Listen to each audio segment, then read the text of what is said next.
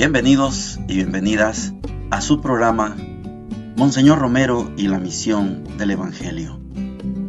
Un programa que lleva dos objetivos: conocer a Monseñor Romero y estudiar la Sagrada Escritura con un juicio crítico desde la teología de la liberación. Cada día tendremos un encuentro con Monseñor Romero y con el Dios de Jesús.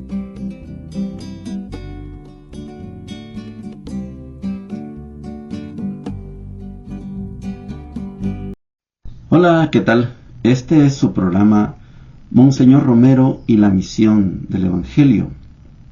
Jueves 14 de noviembre, jueves de la semana 32, y en el diario de Monseñor Romero es 22 de febrero de 1980. Ya le quedan pocos días de vida a Monseñor, y el diario se vuelve, a mi juicio, se vuelve más pesado, porque quienes acompañan a Monseñor pueden presentir, pueden no presentir que se están despidiendo. Este 22 de febrero se cumplen 3 años de que fue embestido, de que fue nombrado y tomó posesión como arzobispo de San Salvador, 22 de febrero de 1977. Le van a hacer una celebración, él dice, hagamos una misa, y hay una reflexión sobre la situación del país. Van a escuchar ustedes una cantidad de personalidades, sacerdotes, Roberto Cuellar y otros, porque hay una situación que Monseñor y el equipo la intuyen. A esto se llama una situación pre-revolucionaria. Y si no se toman las medidas necesarias, llegaremos a una situación, a una fase revolucionaria. Y de parte de la Junta Revolucionaria de Gobierno, buscan a Monseñor, a través del doctor Dada Iresi, para que busque la manera de que se dé una tregua. Tregua. El gobierno pidiendo tregua, si está masacrando al pueblo. Tregua. ¿Acaso el pueblo está atacando al gobierno? Tregua. Y Monseñor sabiamente dice, no es la iglesia la indicada, sino el pueblo el que debía negociar con el gobierno esa tregua. Póngase de acuerdo gobierno y pueblo. Esta es la clave. ¿Qué va a decir el pueblo? Cese la represión. Fue Monseñor el que tomó esas palabras en nombre del pueblo.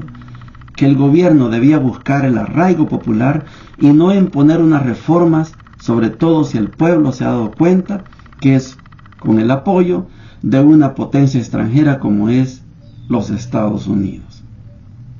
El pueblo y las organizaciones de izquierda no pueden colaborar con un proyecto donde al mismo tiempo existen realidades de represión. Tregua, a mí me queda grabada esa palabra, tregua. Y que Monseñor potencie la tregua. Si basta con que el gobierno cese la represión. Estamos en el 22 de febrero. Y el 23 de marzo, dentro de un mes, un día, Monseñor va a pegar el grito, cese la represión. Esa era la verdadera tregua. Monseñor sabe que la principal fuente de violencias, violencias, está en la extrema derecha.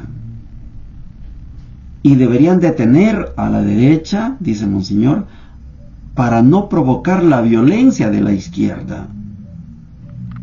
Pero el gobierno y la derecha arrecian la represión, provocan la violencia de la izquierda. ¿Se acuerda? aquel grito de guerra, habiendo agotado todos los medios, no queda otra opción que tomar las armas. Esto lo decían en los comunicados, en las tomas de emisora. Provocaron la violencia de la izquierda. Bueno, al mediodía fue la celebración de la misa, mucho cariño, mucha ternura. Por la noche llegó el secretario general de una organización contra la tortura de Milán, Italia, preocupado por lo que pasa aquí, van a hacer más presencia. También llegó el padre provincial de los padres pasionistas, preocupados también por cómo van los estudios, son suficientes los estudios para el sacerdocio que les da la UCA. Hay que analizar, dice Monseñor.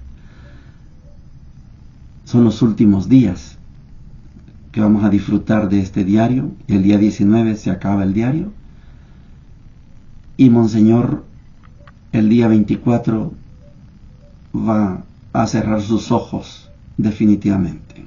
Oigamos a Monseñor. Viernes 22 de febrero. En este día de la Cátedra de San Pedro se celebra el tercer aniversario de la toma de posesión de la arquidiócesis por parte mía. Los sacerdotes se acordaron de esta fecha y me sugirieron que querían celebrarla. Les manifesté mi voluntad de hacerlo en forma eucarística, celebrando la misa con ellos este mediodía. Y así se organizó esta conmemoración que evoca, ante todo, mucha responsabilidad y mucho sentido de oración. Pero antes de la Santa Misa, pasamos una mañana de reflexión con un equipo de análisis político sobre la situación del país. Fue un catedrático de la UCA, junto con el rector de la misma universidad, el padre Estrada también, y también los sacerdotes Urioste, Fabián Amaya, Cortés, Urrutia, el padre Moreno, el bachiller Cuellar, quienes compartimos el desayuno y dialogamos sobre el tema indicado. La reunión se tuvo en el comedor del Hospital de la Divina Providencia, a pesar de que se había proyectado en la casa de Santa Eugenia en Planes de Renderos. El cambio fue debido al deseo del señor Héctor Dada, miembro de la Junta de Gobierno, quien quiso estar con nosotros porque traía un encargo de la misma Junta de Gobierno. El tema fue desarrollado por el experto y comentado por todos. Es una situación prerevolucionaria la que existe en El Salvador, pero camina rápidamente hacia una fase revolucionaria. El mensaje del señor Héctor Dada era en nombre de la Junta de Gobierno para suplicar a la Iglesia interponer su valiosa palabra a fin de pedir una tregua a la izquierda, tregua que dé oportunidad al gobierno a realizar sus proyectos de transformación. Se analizó la petición del gobierno diciendo que no era la Iglesia, sino el pueblo el que debía de negociar con el gobierno esa tregua y que el gobierno debía de buscar el arraigo popular y no imponer unas reformas, sobre todo si el pueblo se ha dado cuenta que es con el apoyo de una potencia extranjera como es Estados Unidos. De nuestra parte, nuestra mejor voluntad de colaborar con las transformaciones que beneficien al pueblo, pero no podemos ignorar que el pueblo y las organizaciones de izquierda no pueden colaborar con un proyecto donde al mismo tiempo existen realidades de represión, y pedíamos que la parte sana del gobierno, como es la buena voluntad de la democracia cristiana representada por el señor Dada y el doctor Morales Ehrlich, debían de favorecer esa credibilidad del pueblo quitando todos esos aspectos represivos. Por otra parte, se dijo que la tregua no solo debía pedirse a la izquierda, sino que la principal fuente de violencias en estos días es la derecha, que puede ser controlada por el gobierno y evitar que provoque la violencia de la izquierda. En fin, que con toda franqueza se dialogó un tema muy importante que nos llevó en esta franqueza de expresión de todos toda la mañana. Al mediodía nos dirigimos a la catedral, a la basílica, para la concelebración del tercer aniversario de mi arzobispado. La ceremonia resultó muy fervorosa, íntima. No había mucha gente, pero sí estaban representaciones de las diversas comunidades de la diócesis, un buen número de sacerdotes, religiosas, que celebraron con verdadero fervor y cariño. La homilía estuvo a cargo del padre Cristóbal Cortés, quien fue muy generoso en sus elogios, sobre todo destacando el magisterio de las cartas pastorales, a las que analizó como el pensamiento del arzobispo y de la pastoral de la arquidiócesis. Después, saludos muy cariñosos a la salida del templo. Los seminaristas de los diversos grupos de formación sacerdotal eran una nota de alegría y de esperanza en esta celebración. Por la tarde fui a visitar las congregaciones belgas de Cojutepeque y de Santa Cruz, Michapa. Por la noche recibí al secretario general de una organización contra la tortura que tiene su sede en Milán, Italia, y traía un saludo y el anuncio de que este año la organización dedicará especialmente sus actividades a El Salvador. También me visitó el padre provincial de los pasionistas junto con el padre Juan Macho, con quienes compartimos los pensamientos de la vida pastoral de nuestra arquidiócesis, que sin duda son muy halagadores. De manera especial nos referimos a los seminaristas y vocaciones, ya que ellos tienen entre nosotros un grupo de estudiantes pasionistas y desean lo mejor porque son la esperanza de la congregación. A este propósito comentamos si era suficiente la formación filosófica y teológica que están recibiendo sus alumnos en la UCA. Yo expuse claramente mi pensamiento diciendo que lo sometieran al juicio del padre Juan, que me parece muy seguro para ir completando lo que pueda haber de deficiente. Sin embargo, me dio una idea para que nuestros seminaristas también procuraran una formación más autónoma y más de acuerdo con nuestra arquidiócesis, ya que hay muchas quejas de ellos y de los sacerdotes acerca de la actual formación en el seminario interdiocesano. No queremos perder la interdiocesanidad, pero también queremos colaboradores para la pastoral de nuestra arquidiócesis. Llegamos a la sección de la Palabra de Dios, jueves de la semana número 32 del tiempo ordinario. Ayer finalizamos, les decíamos, esa carta, y ahora que no era carta de Pablo, dijimos la de Tito, y ahora sí, estamos en una carta que verdaderamente es de Pablo. Estamos en la carta a Filemón. Es una carta porque es una sola página. Son detalles que hacen ver la diferencia entre uno y otro escrito. Filemón 7 al 20 dice lo siguiente: Querido hermano, he experimentado gran gozo y consuelo por tu amor, ya que gracias a ti los corazones de los santos han encontrado alivio. Por eso, aunque tengo plena libertad en Cristo para indicarte lo que conviene hacer, prefiero apelar a tu caridad yo, Pablo, anciano y ahora prisionero por Cristo Jesús. Te recomiendo a Onésimo, mi hijo, a quien engendré en la prisión, que antes era tan útil para ti y ahora en cambio es tan útil para ti y para mí. Te lo envío como a hijo. Me hubiera gustado retenerlo junto a mí para que me sirviera en nombre tuyo en esta prisión que sufro por el Evangelio. Pero no he querido retenerlo sin contar contigo. Así me harás este favor, no a la fuerza, sino con toda libertad.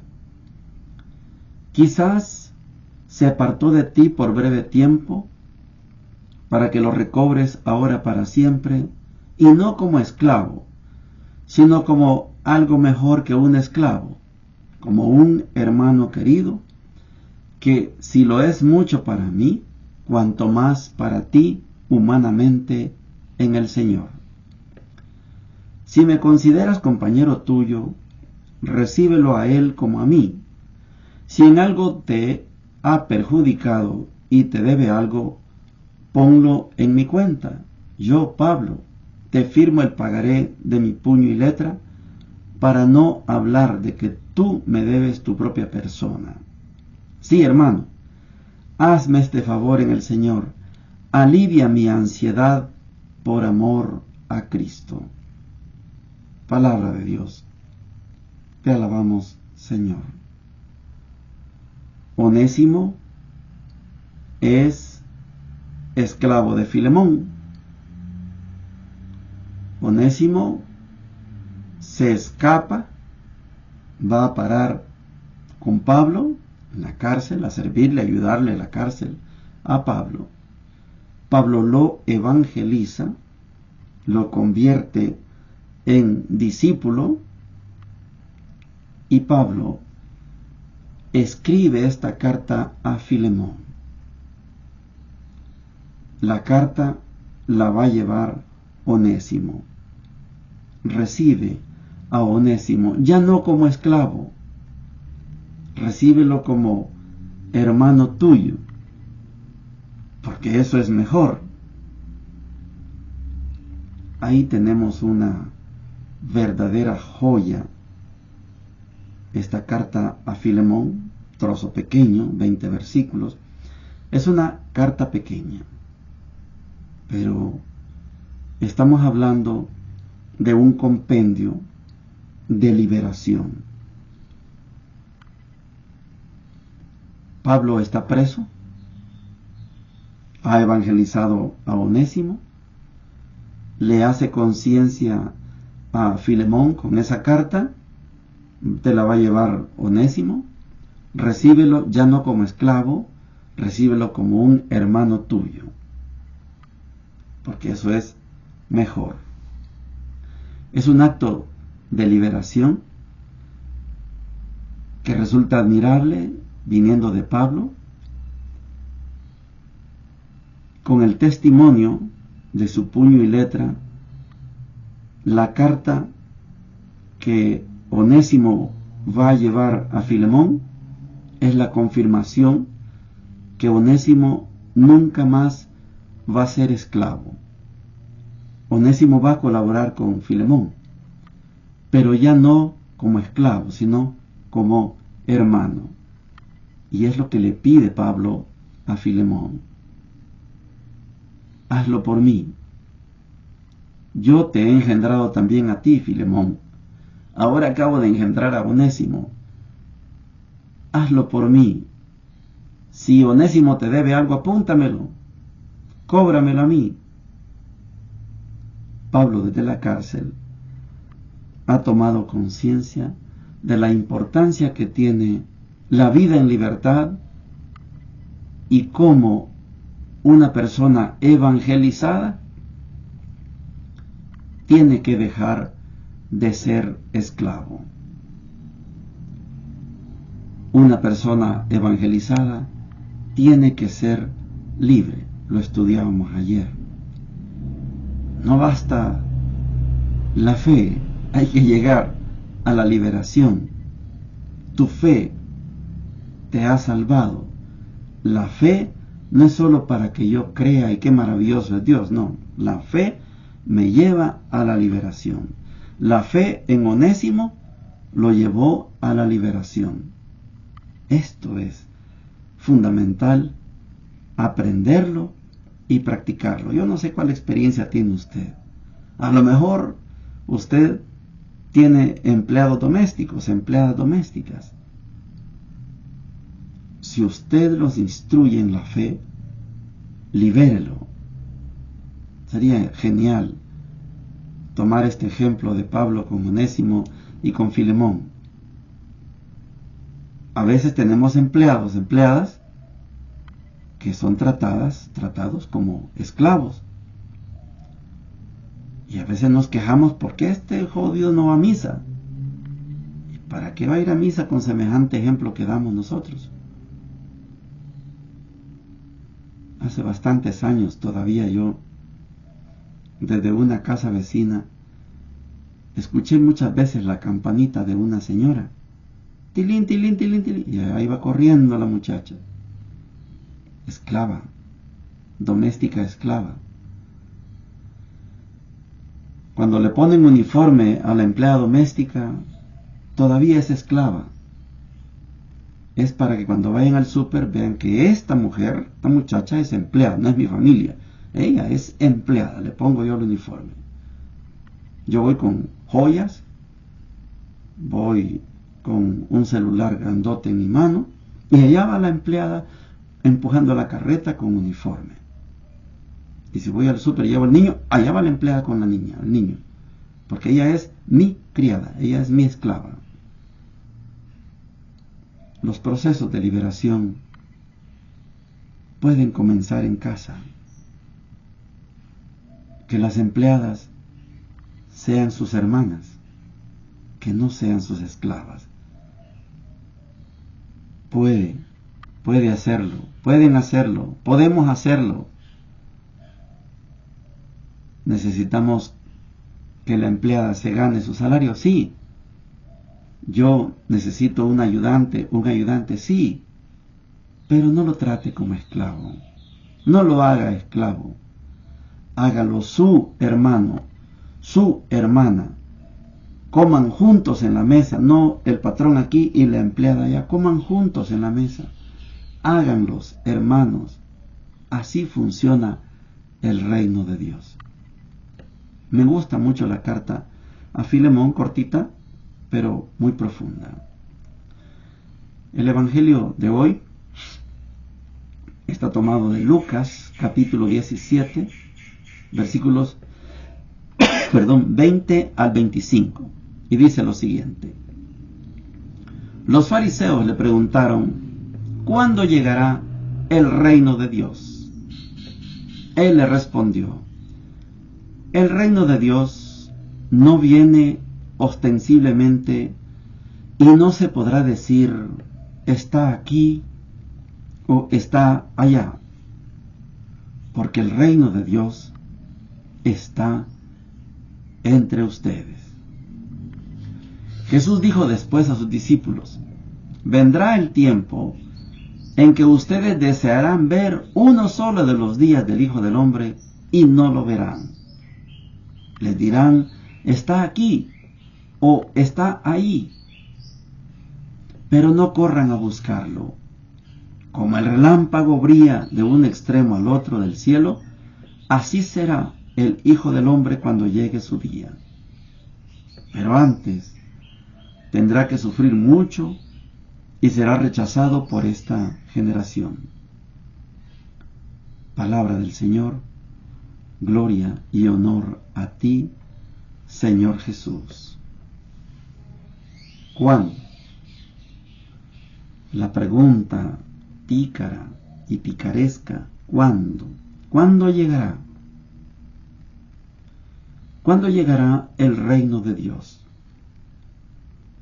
Los fariseos eran defensores de la religión del Sanedrín, la religión judía. Jesús ha hablado tanto del reino de Dios y ahora la pregunta es, ¿cuándo, Señor? ¿Cuándo llegará? ¿Cuándo? Y Jesús, ante esa pregunta, ¿cuándo?, explica el cómo. No responde el cuándo. Explica el cómo. ¿Cómo es el reino de Dios? Una parte de la perícopa es ante la pregunta de los fariseos. El reino de Dios no viene ostensiblemente y no se podrá decir está aquí o está allí, porque el reino de Dios, explica el cómo, está entre ustedes. Se lo dijo a los fariseos. Cuando un presidente, una presidenta toma posesión, se hace un protocolo. Aquí hemos vivido 2 tomas de posesión. En la primera estuve yo, en la plaza. Era un deseo que yo tenía, porque había un estira y encoge entre el presidente electo y la asamblea legislativa que estaba completamente en contra. Ordinariamente la toma de posesión se hace en la asamblea y el presidente electo Nayib dijo en la plaza. Los diputados no querían, pero al final se hizo en la plaza. Y la plaza fue un escenario de un linchamiento de los diputados. Hubo toda clase de insultos, yo estuve presente ahí. Cuando decían un nombre de un diputado que caía mal, que lo consideraban corrupto, etc., era abucheado, con malas palabras, con gritos, y mencionaban el nombre de algún diputado que no era notable su corrupción, etc. La gente guardaba silencio o aplaudía. Y la toma de posesión fue apoteósica. En el momento que se está levantando, pasan los aviones, etc., es una cosa formidable. A la segunda ya no fui. Pero también fue ostensible, fue apoteósica, fue grandiosa.